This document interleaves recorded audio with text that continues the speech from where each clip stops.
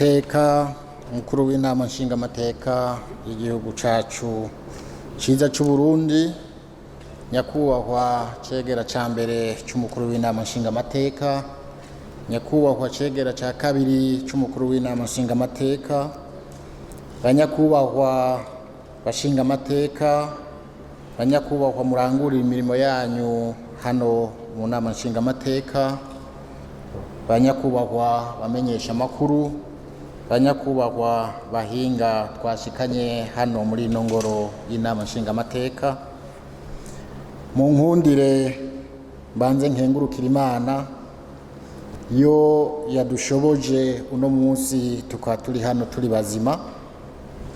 Inyuma yaho mu nkundire mbanze ndabaramutse amahoro y'Imana.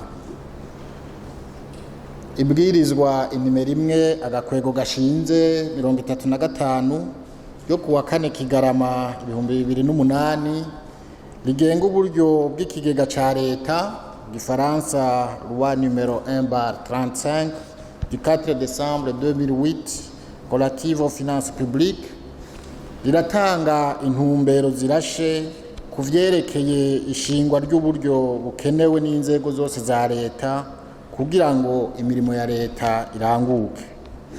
Rirerekana ingene ubwo buryo bwinjira mu kigega ca leta, rikanerekana kandi idonido ingene ibwirizwa rigenga amafaranga leta yinjiza nayo ikoresha ku mwaka ritunganwa. Integuro y'ibwirizwa rizogenga uburyo bw'amafaranga leta izinjiza n'ingene azokoreshwa mu kiringo c'umwaka w'ibihumbi 2021 ushira w'ibihumbi 2022 yatunganijwe inyuma y'uko inzego za leta zitandukanye zibanje gushikiriza ubushikiranganje bw'ikigega ca leta no gutunganya ubutunzi integuro z'uburyo zibona zikeneye kuzokoresha muri uyu mwaka uza. Mu kugira integuro zazo zari isunze ibiri muri ca gitabo gitegekanya iterambere ry'u Burundi ku kiringo c'imyaka 10 duhereye mu mwaka wa 2018 gushika mu mwaka wa 2027. Integuro zitandukanye zimaze gushikira ubushikiranganje bw'ikigega ca leta no gutunganya ubutunzi kuva ku igenekerezo rya 19 gushika ku rya 29 habaye guhanahana ivyiyumviro hagati y'abahinga. Inyuma yaho ku magenekerezo ya 9 gushika ku 11 Ruhuhuma, umushikiranganje w'ikigega ca leta yarakiriye abashikiranganje batandukanye n'abandi bubahwa baserukira izindi nzego zitegukira ubushikiranganje.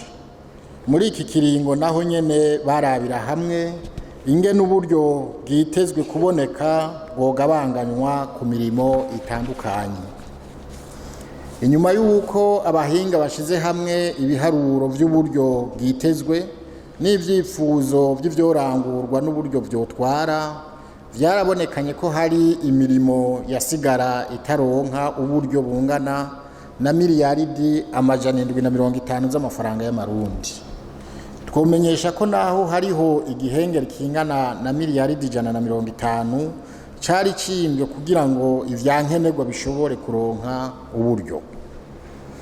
Uburyo bwose bwitezwe kuzobonekana muri uyu mwaka utaha w'ibihumbi 2021 ushira 2022 bungana na miliyaridi z'amafaranga 1,563 n'imiliyoni 300, mu gihe muri uyu mwaka w'ibihumbi 2020 ushira w'ibihumbi 2021 hitezwe imiliyaridi 1,422 n'imiliyoni 810 z'amafaranga y'amarundi.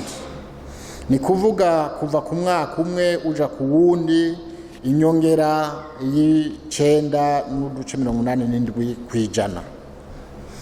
Muri iki gihe nyene uburyo bw'amafaranga bwitezwe kuzokoreshwa muri uyu mwaka w'ibihumbi 2021 ushira w'ibihumbi 2022 bungana na miliyaridi 1,715 n'imiliyoni 100 z'amafaranga y'amarundi, zivuye ku miliyaridi 1,576 miliyoni amajana 3 muri uwo mwaka turimo w'ibihumbi 2020 ushira w'ibihumbi 2021. Byumvikana ko igihengeri cyo mu mwaka ugiye kuza kingana na miliyaridi 151 n'imiliyoni amajana 8 z'amafaranga y'amarundi, mu gihe cyari kuri imiliyaridi 153 n'imiliyoni amajana 2 muri uyu mwaka turimo. Hari rero igabanuka ringana na miliyaridi 1 n'imiliyoni amajana 4 ugereranije n'umwaka uheze. Iyi ngendo ikaba ari nziza kuko atari vyiza ko igihugu cobandanya cagura ico gihengeri. Uburyo bwinshi bungana na miliyaridi 1,195 n'imiliyoni amajana 5 z'amafaranga y'amarundi buzokwegeranywa hagati mu gihugu biciye mu makori, amatagisi n'ibindi, mu gihe hanze hitezwe imiliyaridi amajana 333 n'imiliyoni amajana 9 mu mafaranga y'amarundi. Muri ubwo buryo bwose imishahara y'abakozi bose ba leta itwara imiliyaridi amajana 499 n'imiliyoni amajana 7 z'amafaranga y'amarundi, mu gihe amahera azoja mu migambi y'iterambere angana na miliyaridi amajana 611 n'imiliyoni amajana 4. Muri aya hafi igice akaba azova hanze mu basanzwe bafasha Uburundi. Nyeniteka mwabajije muti mbega iyi nteguro itandukaniye he n'izindi? Mu majambo makenyi ndaza kubivuga. Umuntu arashobora kubona uko vyanditse akabona umenga imirongo n'amajambo bisa n'ivyahora mu zindi nteguro, mugabo umuntu agiye mu kugene iryo gabanganwa ry'amafaranga ryagenze arashobora kubona neza yuko hariho ivyo umuntu yashimikiye ko vyotuma ubutunzi bw'igihugu bwisununura kurusha, kuko nico twese twiteze. Iyo umuntu agiye kurima agateragira aba yiteze yuko azosarura umwimbu usumba ivyo yabivye. Iyi nteguro rero ihagaze ku cizere ko ubutunzi buziyongera muri uyu mwaka uza w'ibihumbi 2021 ushira ibihumbi 2022 ku rugero rwa 3.6 kw'ijana. Ibiciro navyo bikaziyongera ku rugero rwa 6 kw'ijana, vyongeye ingereranyo y'amakori ku butunzi ikaja kuri 15.7 kw'ijana. Ntitwibagira rero yuko ivyo twiteze tuvyiteze mu gihe cakiza COVID-19 tuzi ko kizingamitse isi yose, cogabanya ubukari n'umurindi. Mu gihe cobandanya uko kiri ibiharuro birashobora guhinduka. Ivyo biruko mu gihe kw'isi yose ubutunzi bwasubiye inyuma ku rugero rw'ibice 4 ku rugero rwa 4.9 kw'ijana muri uyu mwaka uheze, bivanye n'ico kiza nyene COVID. Aha dufashe kw'isi yose. Nyeniteka mukuru w'inama nshingamateka, iyi nteguro yatunganijwe mw'ishaka ryo kubandanya dushira mu ngiro wa mugambi muri kiraterambere ry'igihugu guhera mu 2018 gushika mu 2027. Ni intambwe mu guhindura isura ry'ubutunzi bw'u Burundi. Byongeye vya bisata nyine cyubahiro umukuru w'igihugu cacu Varisito Ndayishimiye yashimikira ko muri discours programme byarashizwe imbere. Navyo novuga intwari bereye, amagara y'abene gihugu, uburimyi n'ubworozi, guteza imbere urwaruka n'ibindi. Igisata c'uburimyi n'ubworozi kizobandanya gishigwa imbere, kandi niko tugize iminsi tubiyaga yuko igisata c'uburimyi n'ubworozi coshigwa imbere, kubera yuko ari ryo shimikiro ubwa mbere ry'ukubaho kwa bene gihugu, bagafungura bagahaga bakagira kumbure n'umusesekara, ariko kandi ni gisata c'ishimikiro ry'ubutunzi mu gihe cogira naco uruhara runini y'inya rwaco goduga mu bijanye no kwinjiza uburyo mu kigega ca leta. Rero iyo tuvuze gushira imbere iki gisata, hariho abagenda kuraba muri izi nteguro barondera uburyo buja muri ico gisata, bagahava bibaza ko ubwo buryo budakwiye habe namba, kubera yuko uburyo buja muri ico gisata budaca gusa mu bushikiranganje bujejwe uburimyi n'ubworozi. Uburyo buja muri ico gisata buraca no mu zindi nzira.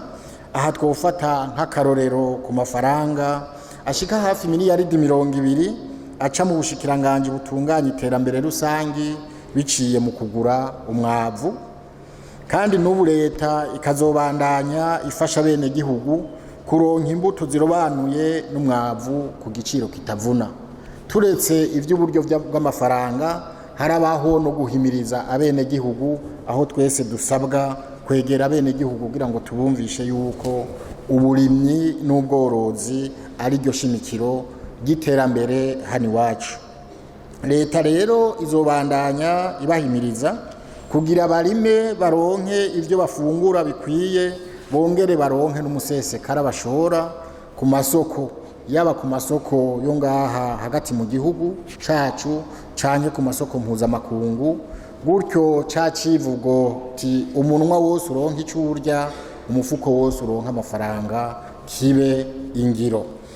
Muri iki civugo turumva neza yuko harimwo ryashaka rya leta yuko ca gisata c'uburimyi n'ubworozi twifuza ko kijamwo uburyo, kutoba uburyo butakaye, mugabo buba uburyo buzogaruka, kubera yuko uzokwinjiza umwimbu uvuyemwo, uzokwinjiza amafaranga mvamahanga, ariko kandi ukanaduza n'ubutunzi bw'igihugu. Mu ntumbero yo guhimiriza no gutera intego urwaruka n'abakenyezi kugira inguvu n'ubwenge vyabo babivyazemwo ivyiza vy'iterambere, leta izofasha kugira ya banki y'urwaruka n'iy'abakenyezi zizokore zidasaba inyungu z'umurengera. Ivyo bizoshoboka biciye muri ca kigega c'ubwishingizi twita FIGA. Igihugu kirakeneye gutunganya neza ivy'ubutunzi bwabo buja mu kigega ca leta biciye mu kigobe canke ubutozwa mu makomine canke no mu bitaro n'ahandi. Nico gituma iyi nteguro igaruka ku kumenyesha ubushikiranganje bw'ikigega ca leta umusaruro uzoba wabonetse no mu makomine, mu bitaro n'ahandi hashobora gutorezwa amafaranga, mugabo hakagaruka kanasaba yuko leta ishiramwo uburyo. Ibi bizotwereka intumbero y'ingene mu myaka iza leta ishobora gushigikira aha canke hariya bivanye n'amikoro baba bafise. Turabibona yuko amabararo yo mu gihugu cacu menshi ashaje, ibiraro biguma bisiduka, ayandi mabarabara ntiyigeze akogwa neza. Mu ntumbero yo kuronka amabarabara ameze neza yotuma ibidandazwa bihanahanwa hagati y'intara canke y'igihugu cacu n'ibindi bihugu, haragiyeho umugambi wo gushiraho ikigega kizojamwo uburyo bushika hafi imiliyaridi 23 azofasha gusubiramwo amabarabara ageze habi. Uburyo buzoja muri ico kigega bukazova mu itagisi y'ibarabara hamwe no kwitagisi kubakoresha mu ntunge bwa buhinga bwa none, nabwise ko ari ubuhinga bakoresha umuyaga, ubuhinga bwa none biciye muri bimwe bavuga gukoresha amamega. Ikiza ca COVID-19 kiracahanze isi. Hano iwacu Imana yaratugaranzuriye ko ibiganza, turacashobora gukorana, turacashobora kuja ku mirimo, ariko rero Imana igiraho imaniye. Nico gituma leta izoshiramwo inguvu kugira tubandanye dukinga. Ni kuri izo mvo amavuriro mato mato ariko aragurwa kugira tugume tugavye, bishitse ayo mavuriro ategurwe kugira ashobore kwakira abagwayi ba COVID-19 mu gihe vyoshika, eka mbere ndetse n'abandi bagwayi mu gihe ico kiza Imana yobandanya ikikwigiza inyuma. mu minsi yahera byarashika ko ibikorwa dufashwamwo n'abadushigikira mu migambi y'iterambere bidindira bivanye n'uko hagera gukora ivyo bikorwa tugasanga amafaranga y'umuzibukiro ntiyategekanijwe. Ibi byarashika aho amabarabara yaja kubakwa, bigashika aho bakwega insinga z'amatara canke hakorwa n'ibindi bikorwa bikomakomeye vy'iterambere. Gutyo byaca bitwara umwanya kugira ngo ubwo buryo bushobore kwegeranwa. Ubu rero tukaba twarabonye yuko bidutwara umwanya, bikaba n'igihombo kinini ku iterambere ry'igihugu. Ubu rero ayo mafaranga yarategekanijwe kuri ivyo bikorwa kugira ngo ntihagire bizosubira gucerezwa no kubura ubwo buryo. Mu ntumbero yo gutangura gushira mu ngiro ya politike y'imishahara, ubu harategekanijwe miliyaridi 34. Ivyo bikaba bibaye inyuma y'uko leta yari imaze imyaka 4 itanze yose hamwe imiliyaridi 80 z'amafaranga y'amarundi kugira hakosorwe ubusumbasumbane. Ubushikiranganji bw'imigenderanire no gufashanya bwarongererejwe uburyo kugira igihugu cacu, aho igihugu cacu cashinze ibendera habe n'iteka. Muri kahise vyaragorana gutunganiriza abagihugu carungitse kugiserukira mu makungu, rimwe na rimwe bigatanga ishusho ritari ryiza ry'u Burundi. Vyongeye n'ibikorwa ntivyazana umusaruro kuko ahenshi nta mirimo yotuma Burundi buhungukira yarangurwa kubera ikibazo c'uburyo n'ibikoresho.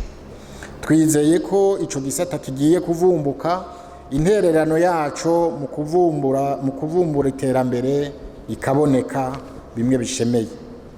Nyeniteka umukuru w'inama nshingamateka, ni vyinshi iyi nteguro yisunze kandi twizeye ko umwimbu uzoba mwiza.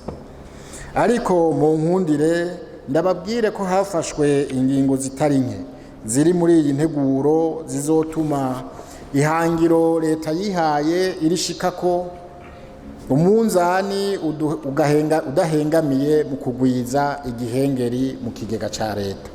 Iyo tuvuze igihengeri ngaha twumva ya dette publique, tukumva le déficit.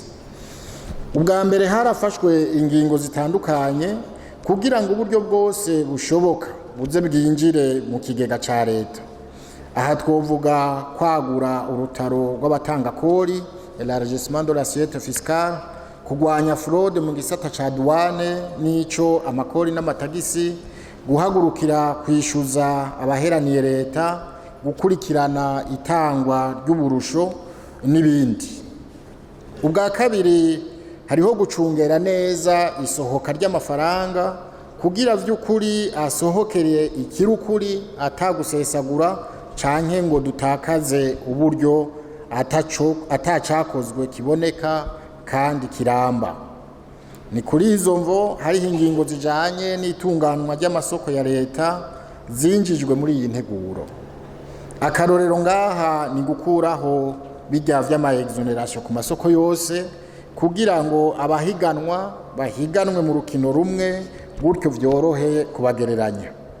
Akandi karorero notanga nuko twisunze ivyigwa, ubu hariho ordonnance ishinga ibiciro ntarengwa ku bidandazwa bitari bike bikunda kugurwa n'inzego za leta, haba uja hasi canke uja hejuru muri ivyo biciro.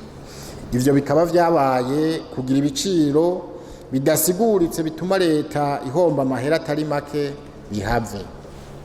Nyeniteka mukuru w'inama nshingamateka, iyi nteguro yerekana ishaka rya leta ryo kurangurira abenegihugu imigambi itari mike y'iterambere ry'ibisata bitandukanye vy'ubuzima bw'igihugu. Si ivyo gukekeranya, biraboneka ko uburyo buguma ari buke. Tubushize hamwe kumbure n'ivyo twaba twari dukeneye kugira turangure ibikorwa vyinshi vy'iterambere twifuza. Ariko ubwo buryo buke bwotubera umutahe w'ibanze, tukawuvyazamwo umwimbu uboneka, ni naho atacobuza tuza turatera intambwe mu nzira nziza y'iterambere. Gutyo Uburundi bukabandanya bwitera iteka ntibuzerinze bukagira bukigaba bukigaburira. Leta y'u Burundi rero nyeniteka bubahwa mwese yantumye kuza gutanga umuco kuri iyi nteguro kugira muyemeje murungike leta murungike abarundi bose ku kivi ejo aho bukera mu bucagucagu bw'ukwezi kw'indwi 2021 ntihazogire uwitwaza ngo yabuze isuka ngo yabuze amase yabuze imbuto n'ibindi byo kuvyaza umusaruro uwo mutahe ungana na miliyaridi 1,715 z'amafaranga y'u Burundi leta igiye gukoresha. Murakoze.